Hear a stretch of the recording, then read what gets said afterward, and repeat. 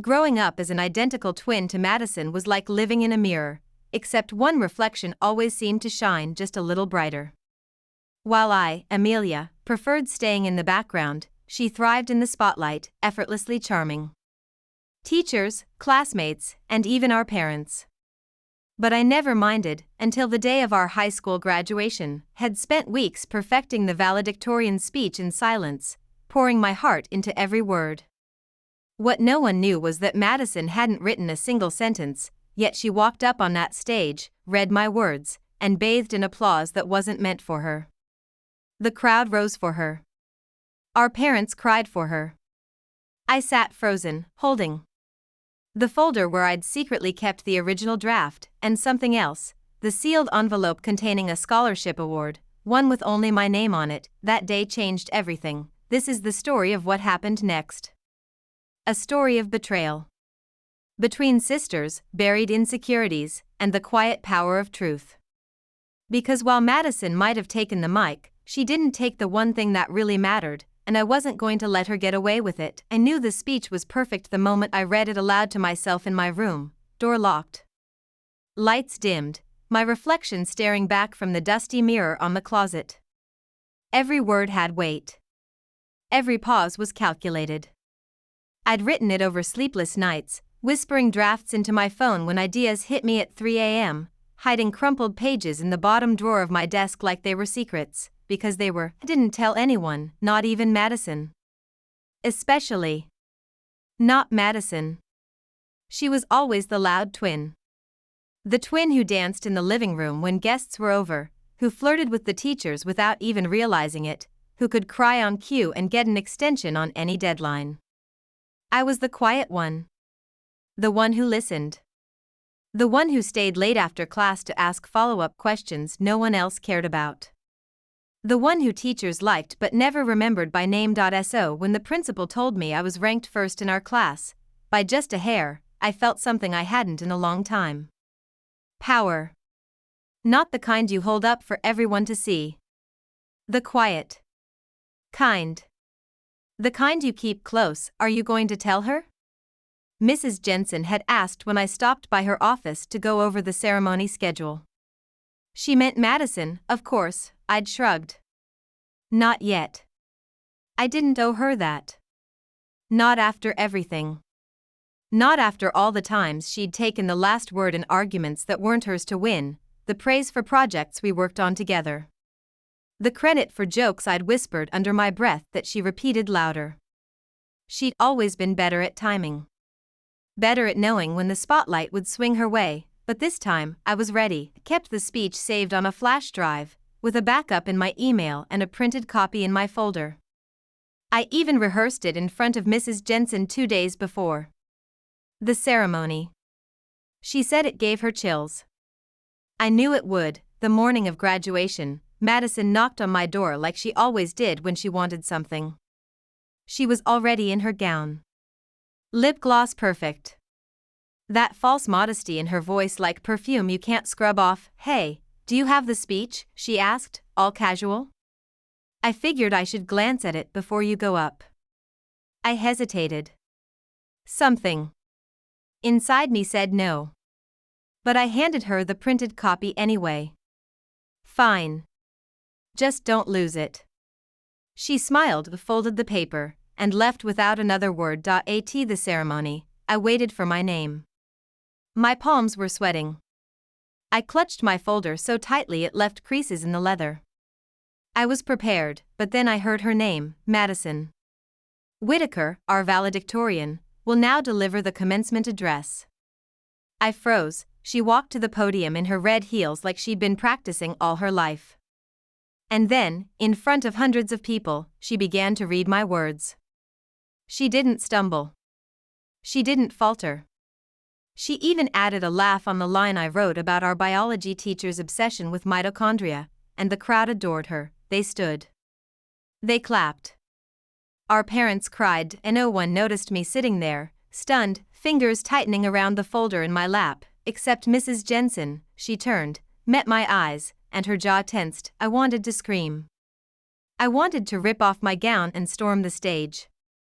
But I didn't. I stayed seated, invisible as always, letting the applause thunder around me like a storm I'd never be allowed to control. But when the ceremony ended, and the crowd scattered like leaves in wind, I stood up, walked slowly to the front, and opened the folder. Inside was the original, handwritten speech. And something else. A letter. Sealed. With the school's crest in gold. I opened it with shaking hands. Congratulations, Amelia Whitaker. You've been selected as this year's recipient of the Langston Legacy Award, awarded to the student who exemplifies academic excellence and original leadership. A full-ride scholarship to Halston University, not Madison. Me. For the first time that day, I smiled, but when I turned to find Madison, she was already surrounded. Journalists, parents, teachers, and someone was asking her about the scholarship. I'm honored, I heard her say.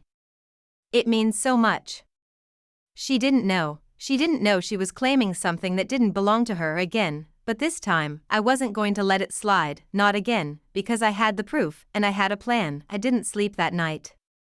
I lay on my bed, fully dressed, the graduation gown crumpled on the floor like shed skin. My fingers kept brushing over the award letter, reading the words again and again as if they'd vanish if I blinked too long. A full scholarship. My name. My work. My future. But the next morning, Madison's voice echoed through the walls. She gave me the award. Can you believe it? She told Mom in the kitchen, her tone airy, proud, soaked in triumph. I guess. All the late nights paid off. Late nights, she hadn't written a single line. She hadn't even applied for the Langston Legacy Award. She didn't meet the criteria. But none of that mattered now. She was spinning the story faster than anyone could catch up, threading it with charm and just enough humility to seem believable. I sat on the stairs, out of sight, teeth clenched so hard my jaw ached. Our parents ate it up.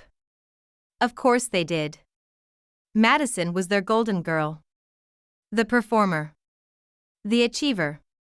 I was the shadow they never noticed moving beside her, but not anymore. At breakfast, I slid the letter across the table. That award? It's mine, I said quietly. Read it. Mom's smile faltered. Dad reached for the envelope. Madison stared like she'd seen a ghost, her voice cracked. Wait. That can't be. I applied months ago, I said. Mrs. Jensen nominated me. I submitted essays, proof of community hours, academic records. You didn't even know it existed. Madison's mouth opened, then closed, but it was Dad who spoke first. Why would they announce it for Madison, then? They didn't, I replied. No one announced anything. She just assumed. There was a silence that felt like it could crack the walls. I just thought, Madison said slowly, her eyes darting between us. I thought the speech counted as the leadership part. You didn't write the speech, I said. She laughed, nervous. You gave it to me. No.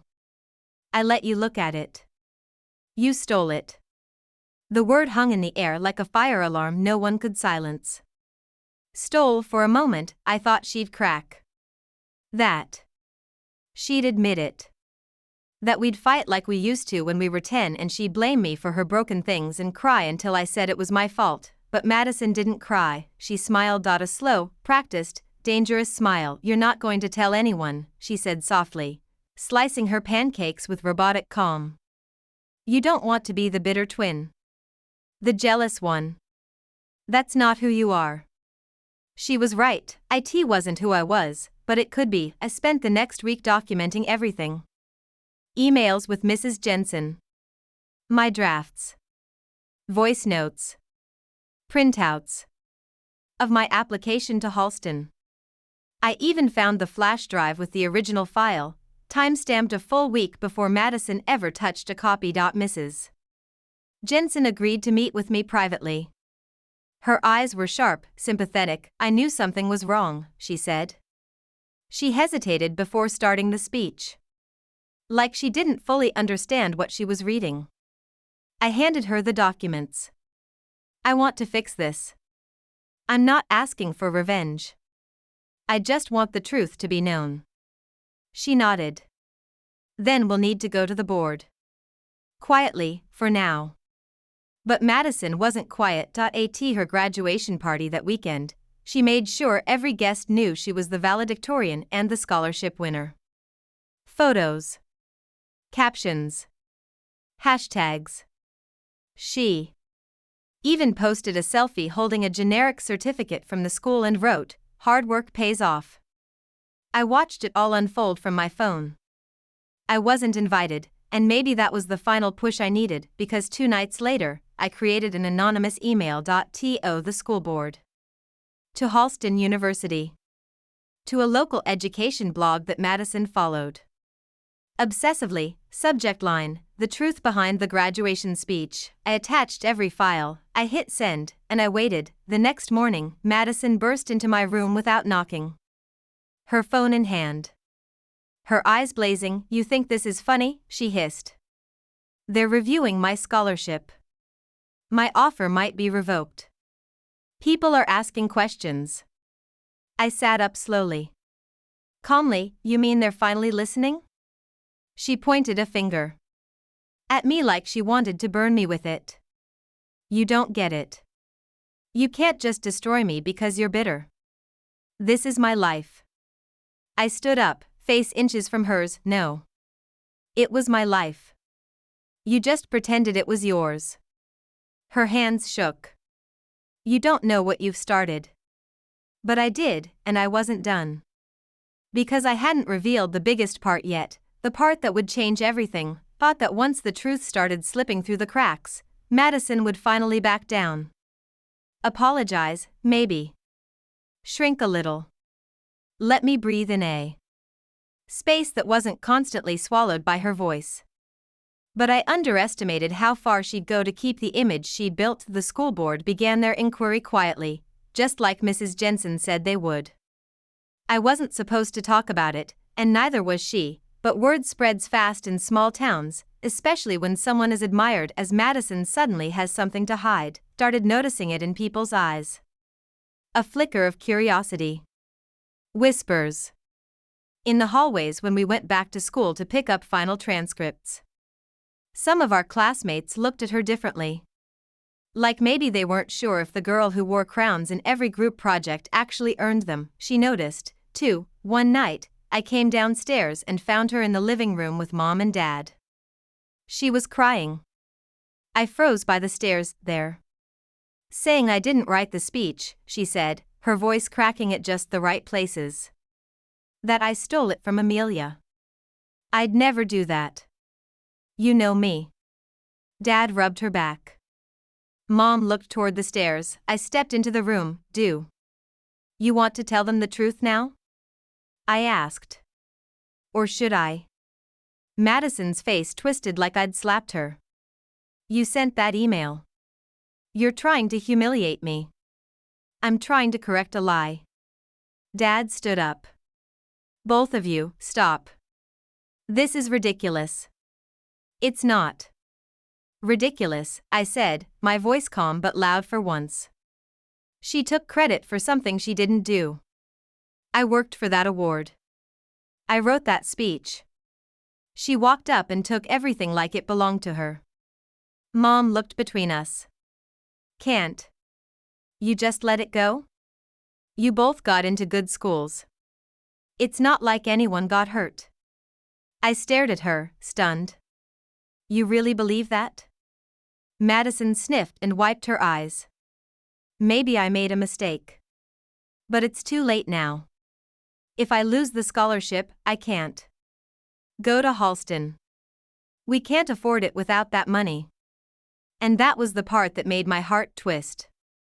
Not because I pitied her, but because she was right. Halston was her dream.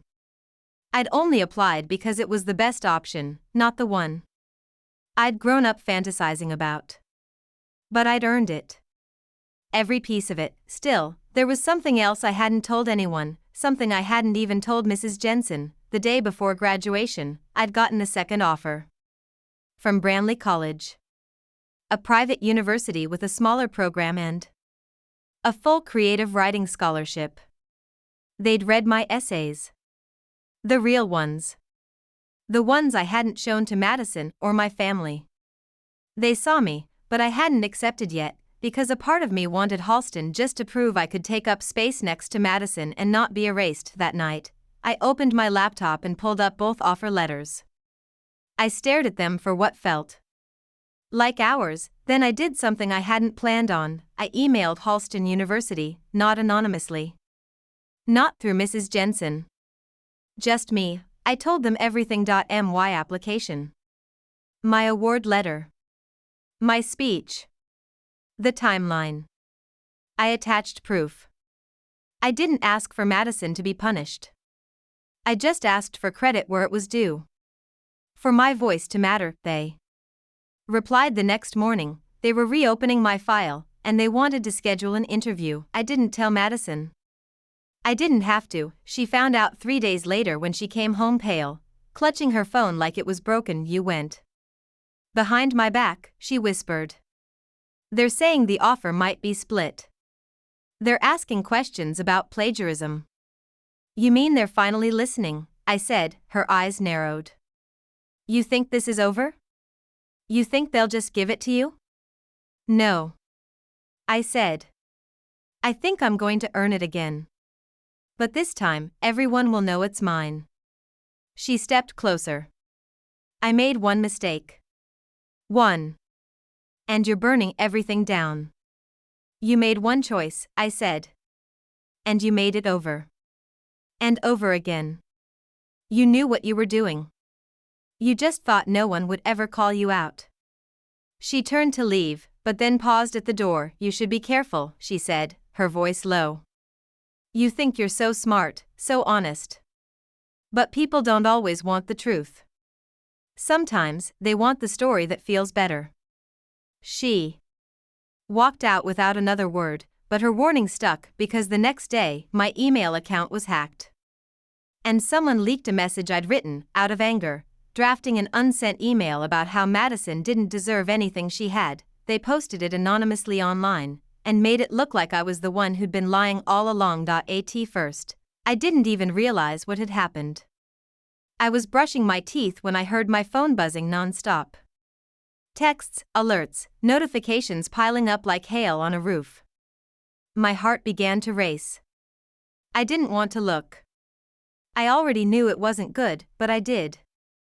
And what I saw made my stomach drop. Someone had taken one of my old unsent drafts, a message I'd typed in anger during those first chaotic hours after graduation, and posted it online. Stripped of context, it sounded vicious. Bitter. Like a calculated attack. It read, she doesn't deserve anything she has. She's nothing without me. One day, everyone will know what kind of person she really is. It was a vent. A private moment. A thought never meant to see daylight. I'd never sent it. I'd deleted it. But somehow, someone had accessed my account, and I didn't need to ask who. Madison knew my passwords. I'd never changed them. She used to help me upload assignments when my laptop crashed. She'd seen me type in the same sequence more times than I could count. I called her. She didn't pick up. The comments started before noon. Some people were shocked. Others were gleeful. Madison had already responded, of course, just vague enough to look graceful, just pointed enough to paint me as the villain. I never wanted drama. I just wanted to make my sister proud. I guess some people don't handle success well. That was all it took. I became the jealous twin. The one who couldn't stand her sister's moment. The one who tried to steal it back out of spite. No one mentioned the scholarship letter. Or the speech. Or the facts I'd submitted to Halston. They focused on the leaked message. The supposed confession. The image of a bitter girl clawing at her sister's spotlight. Even Mrs. Jensen called me. Her voice was cautious, not accusatory, but I could tell she was shaken. Amelia, what's going on? There are emails flying between board members. People are saying you planned to ruin her. That you fabricated evidence.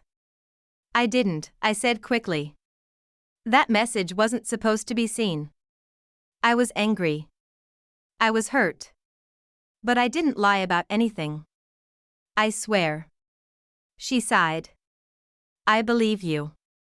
But you need to understand something. Once the narrative starts to shift, it's hard to stop it. She was right, the interview with Halston was postponed indefinitely. They said they needed time to reevaluate the situation.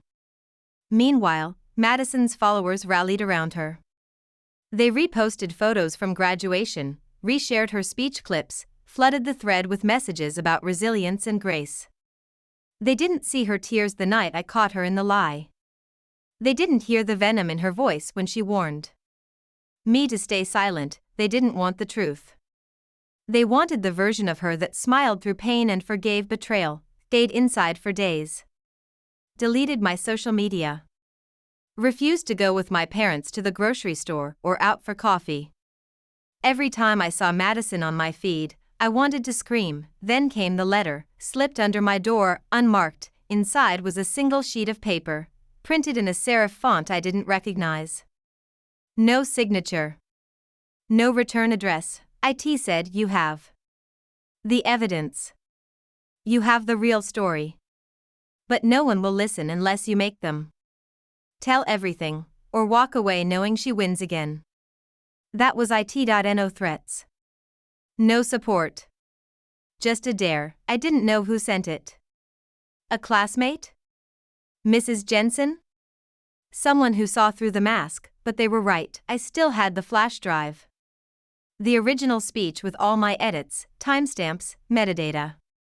I still had my journals, my submission documents, the voice notes of me reading drafts aloud, and I had something else, a recording point, one I never meant to keep. The day Madison came into my room, when she said no one wanted the truth, I'd left my phone recording by accident.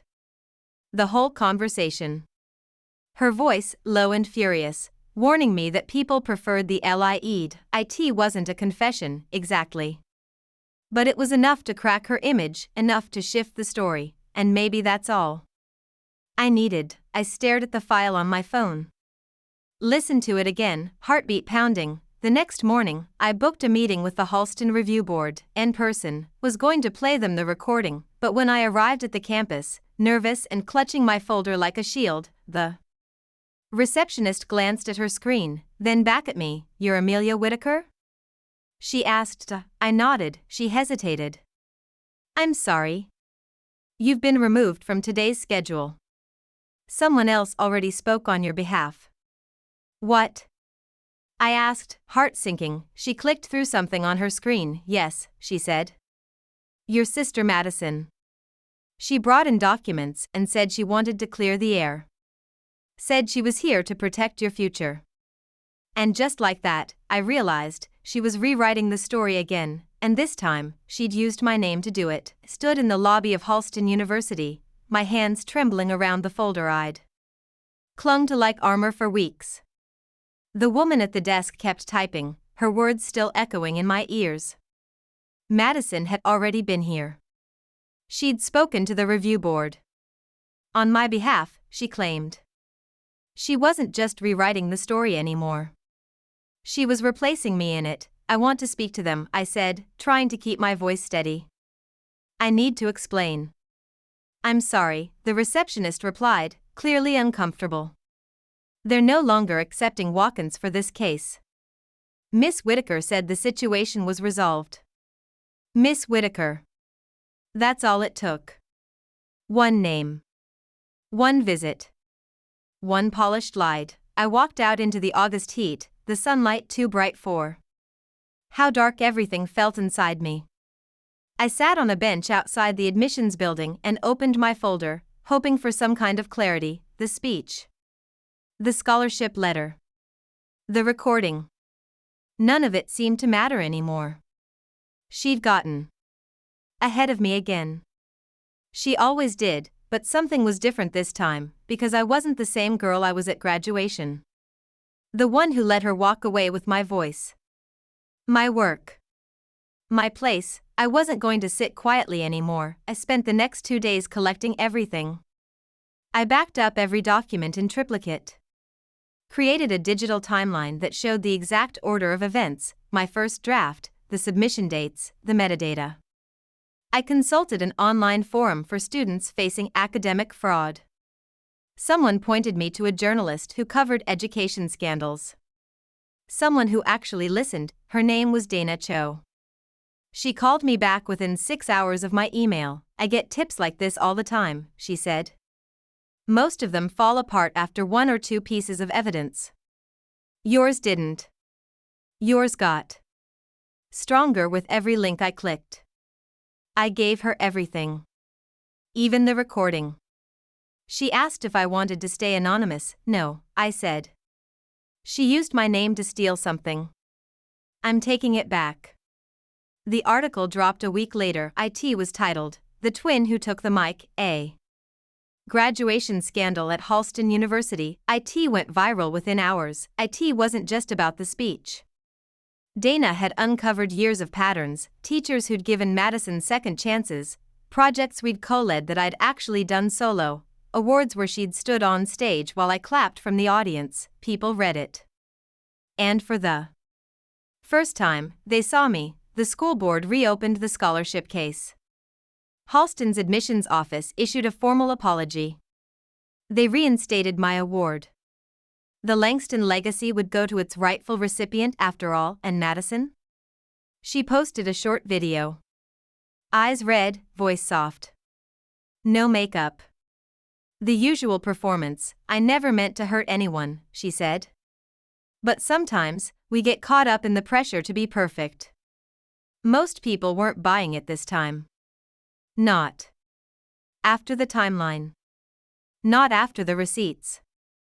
Not after hearing her own voice, recorded and undeniable, warning me that the truth didn't matter if the lie felt better. She lost her place at Halston, she stayed home that fall, and I left Branley. College welcomed me with open arms. The writing program was smaller, but stronger. I got a dorm room of my own. A desk by a window. Professors who read my work and called me by my name, not hers, mine. Sometimes, I still get messages. From classmates, from strangers online, from girls with sisters who never let them speak first. They say things like, "This happened to me too," or "You made me feel seen." And it means something. It makes it worth it, but it also hurts. Because I lost her. Not just the version of Madison the world adored, but the real one too. The girl who used to sneak Oreos into my backpack and braid my hair before field trips. Somewhere along the way, she decided that shining meant stealing. That love meant competition. That she couldn't win unless I lost. I didn't take joy in what happened to her, but I did feel something I hadn't felt in a long time, relief and freedom. The last time we spoke, it was brief. At the grocery store, of all places. She saw me by the produce section, stopped mid-step, and gave me a tired look. Not angry. Not smug. Just hollow. "You really couldn't let it go," she said. I looked at her for a long time. "You could've just told the truth." She nodded, once. Maybe. But then I wouldn't have been Madison. And just like that, she walked away, but this time, I didn't stay behind. This time, I had the last word.